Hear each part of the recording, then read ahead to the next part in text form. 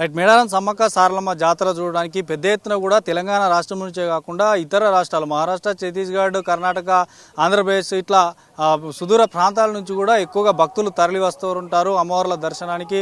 ఎందుకంటే పెద్ద ఎత్తున కూడా ప్రతి 2 సంవత్సరాలకు ఒకసారి గిరిజనుల అతిపెద్ద మహాజాతరగా జరుపుకుంటారు కాబట్టి సో ఇక్కడికి పెద్ద ఎత్తున భక్తులు వస్తారు. ఒక్కొక్కరు 4 రోజులు ఉంటారు, 3 రోజులు ఉంటారు, 2 రోజుల పాటు కూడా ఇక్కడ గడిపి అమ్మవారు దర్శించుకొని ఇక్కడే యాట కోసుకొని ఇక్కడే కళ్ళు శాఖ ఆడ సమర్పించి ఇక్కడ ఎంజాయ్ చేస్తుంటారు. అయితే దీనికోసం నివాసించడానికి భారీ ఎత్తున కూడా ఇటు రూమ్స్ ఏర్పాటు చేస్తారు. ఖాళీ కంకబొంగులు ఏర్పాటు చేసి ఇక్కడ ఈ ఏదైతే భూములు ఉన్నాయో ఈ భూములను కొంతమంది లీజుకి తీసుకొని సో ఈ కంకబొంగుల ద్వారా పరదలు కట్టి ఇక్కడ రూమ్లు ఏర్పాటు చేస్తారు. సో ఒక్కొక్క రూమ్ ఇట్లా పెద్దగా ఉంటుంది. దాదాపు 8 నుంచి 10 మంది వరకు కూడా ఉండవచ్చు. ఇంకా చిన్న ఫ్యామిలీ ఉమ్మడి కుటుంబం వరకు ఉండవచ్చు. కొంతమంది చిన్న ఫ్యామిలీస్ కూడా ఉండవచ్చు. ఇతర జిల్లాల నుంచి కానీ ఇటు సిటీ నుంచి వచ్చేవారు కూడా ఇక్కడ నివసించవచ్చు. ఇవన్నీ కూడా ఈ జాతరకు రేపు మొత్తం కూడా ఫుల్ అయిపోతాయి. ఇప్పటికే కొందరు ఆల్రెడీ ఈ రూమ్స్లకి వచ్చేసి నివసిస్తున్నారు. సో చూడొచ్చు మొత్తం మనకి కనుచూపు మేర కూడా ఈ గుడారాలు అన్నీ కూడా